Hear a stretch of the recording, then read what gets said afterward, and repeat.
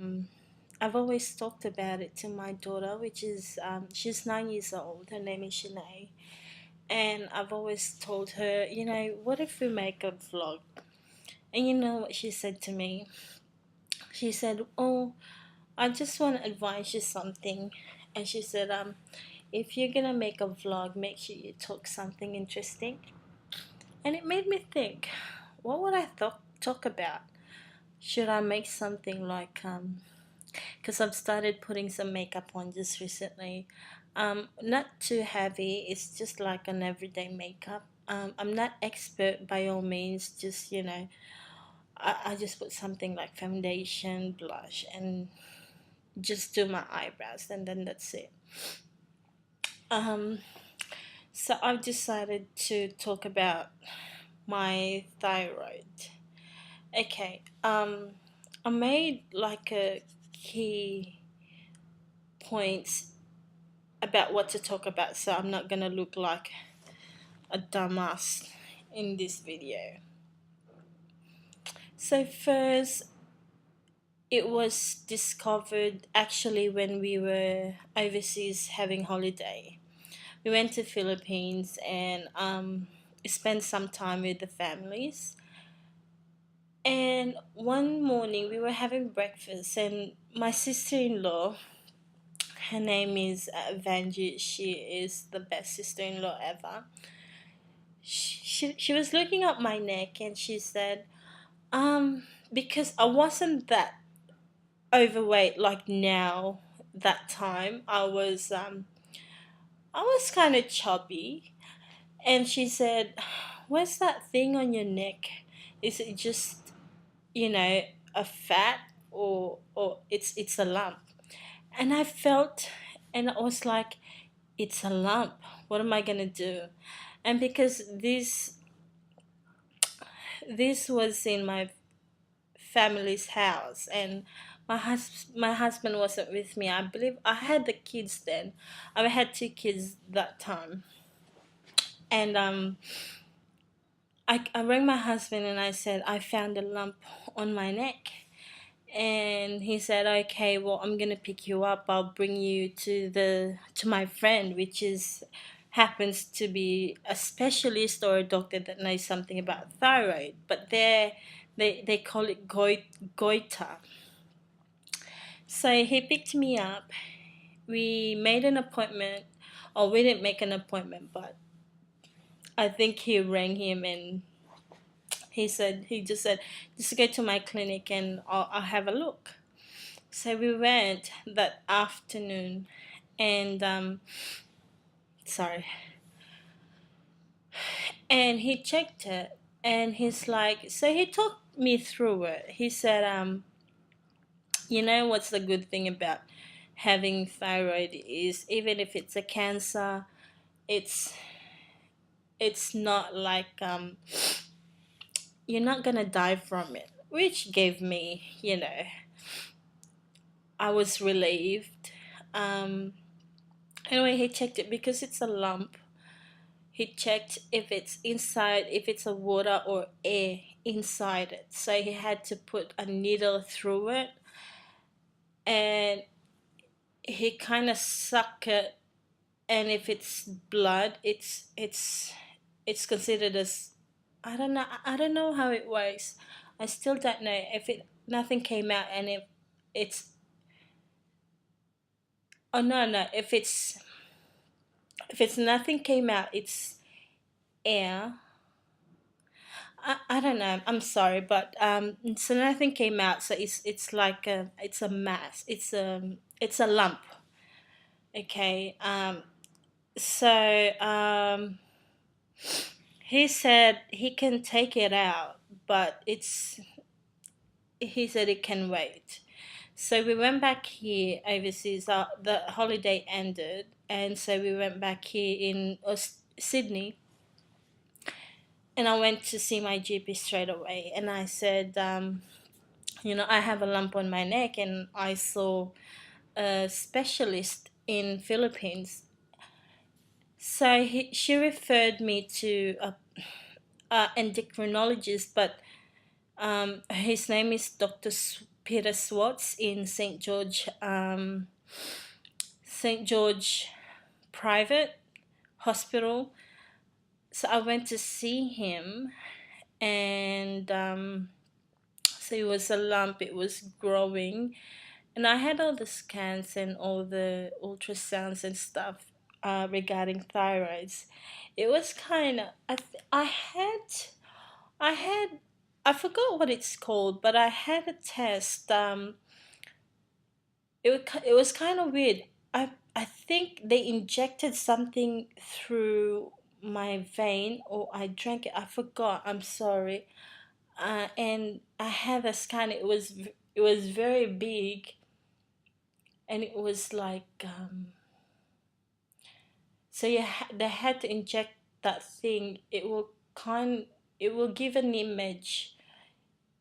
I don't know. It will turn blue or red or something like that, and the machine is like kind of really close, and it's like claustrophobic thing. It was really weird, but I had it done, and I found out that my thyroid is hypo, which makes me big. um, and then so I had all the tests done and stuff. I went back to Miss Dr. Swartz, and we had he set a date to take it out, to get the thyroid. It was on the left thyroid that's growing big. And then, yeah, so we had a date for him to remove it. Um, but then I felt pregnant, so I had to cancel it. Um, I told him that I got pregnant then. So the surgery has been cancelled.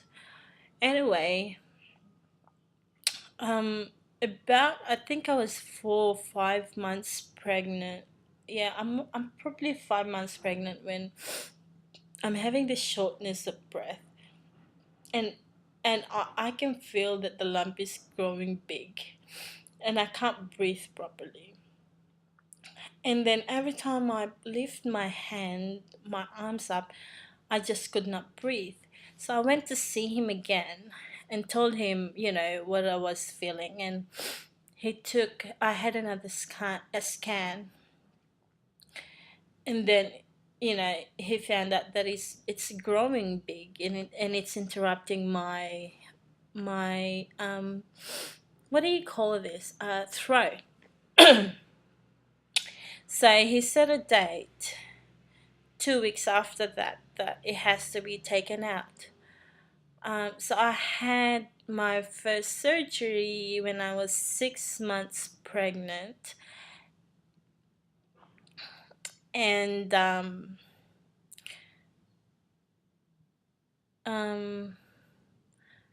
so I was 6 months pregnant. Uh, so they took the left thyroid,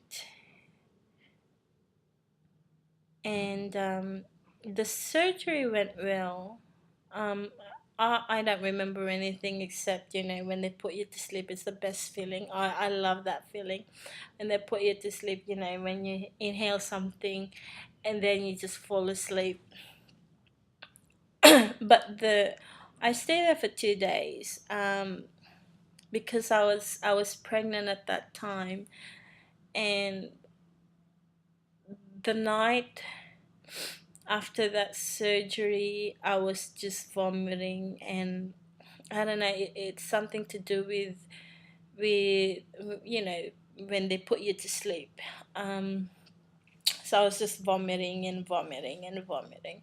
So I had, and they put a drain, on the other side, the drain on your neck, to see if a lot of blood comes out from it.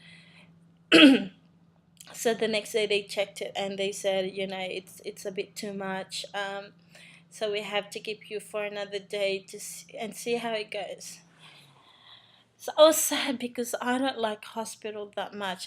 It's very uncomfortable for me. I just could not sleep properly in hospital. And then so the next day they checked my blood, which is the second day. They checked my blood and they said it's still kind of, but it's, and I said I can't stay in the hospital anymore. I feel good. I feel normal already. And so they let me out. So I I after the surgery, I think you know how they make you to make they make appointment for you to see your GP and to see your, because I was pregnant, as I've said before. So I had to see the midwife, so the doctor, to check everything. Anyway, when I went to see the pediatrician, that's when I found out that it was cancer. I don't know. I felt very, although I know it's not, you won't die from it, but I think there's something about that word that is really scary. It's something to do with, as you know, my mom, because my mom died from cancer. So I thought, does it really runs in the blood? So I was crying because I got scared. I was pregnant. I have cancer. I have thyroid cancer. And so I rang my mother-in-law. And I rang her. I was crying and I said, which, for us it's mom. I have, my thyroid came out as a cancer. And she cried with me. And because I couldn't reach my husband then because he was at work, because sometimes I don't let him to come to my appointments just because I don't want him to get I mean a day off from work again. So I was alone that day, and I couldn't get I couldn't I was ringing him, but I he wasn't picking up because he was at work. So I sent him a message, and but he wasn't replying. So I thought, okay, well, his phone was probably in his bag. So I rang the office, and I said, they said he was busy. So I just left a message. I said, I'm at the doctor's, I'm at the hospital, and I said, um, so they apparently I have a cancer.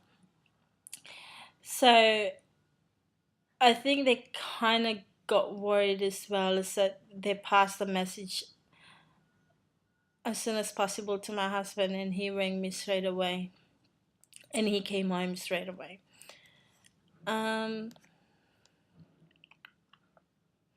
so so after all that thing, I gave birth, and I am supposed to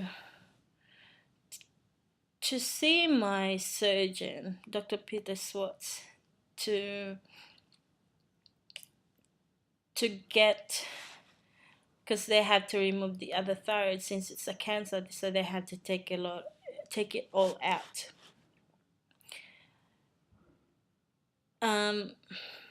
But for some reason something happened. I don't know if it's my fault or it's their fault, but the second surgery just came like over a year after. I mean, my youngest is already 1 year and 6 months, I think. And I just had it 2 months ago, and I had the completion done. The recovery was the same. That night I was just vomiting.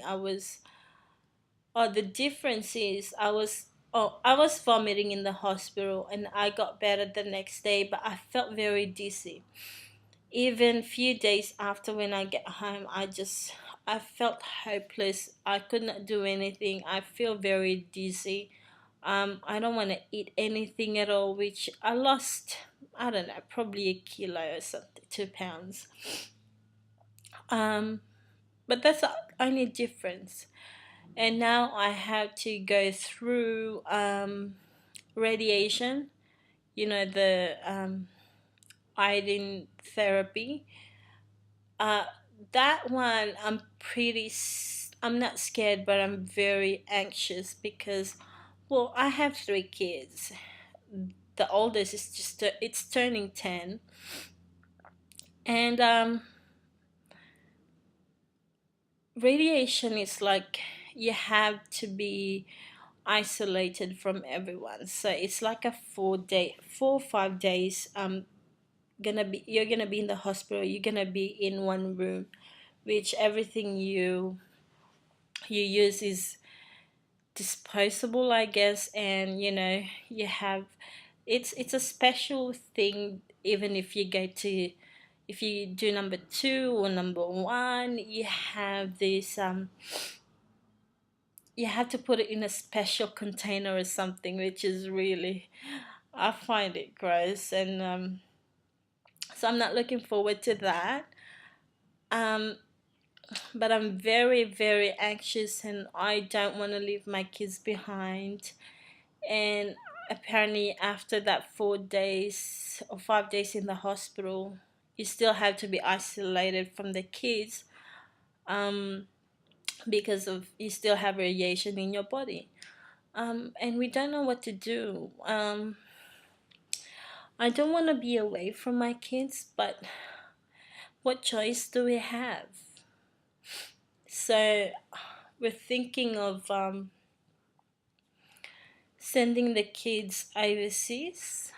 Um, while I was just I am recovering. Um, I know they're gonna be in good hands with my mother-in-law and sister-in-law. Um, but at the same time, I don't want to be away from them.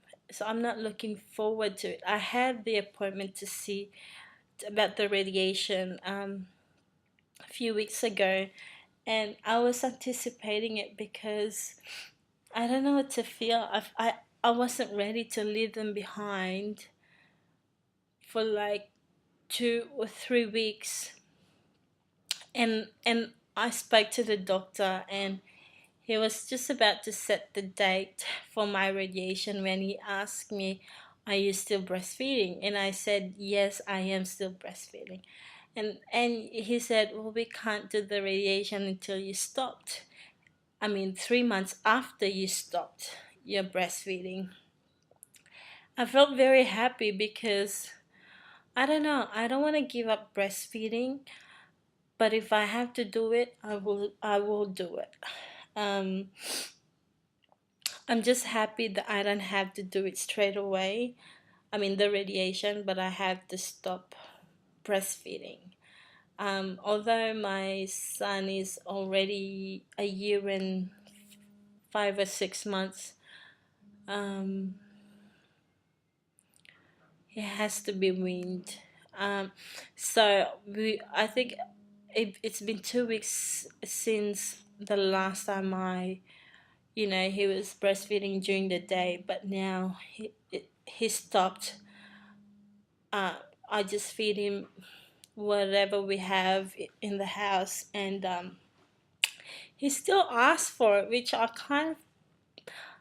feel very bad because it's there. I know it's there. He can smell it, and he asks sometimes, and I just said it's finished, no more.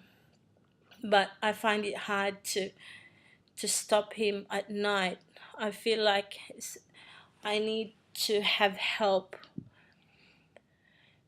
doing that at night. I mean, I wish my husband would do it, but how how how do you expect him to do it when he has to go to work the next day? I don't want him to feel that tired. So I guess I'm gonna have to do it myself. I don't see it's happening soon, because he still need it for me to put him to sleep.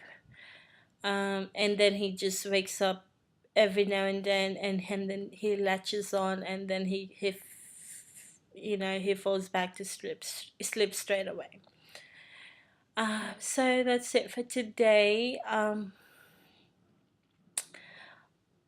I hope you find this very interesting, and yeah, as I've said, this is my first vlog, and I'm gonna try to put it in YouTube straight away. I'm still working on learning on how to do editing through the Mac. So have a good day, and look, I'm well. That's my kids are well, and that's all that matters. Stay happy, guys. Bye.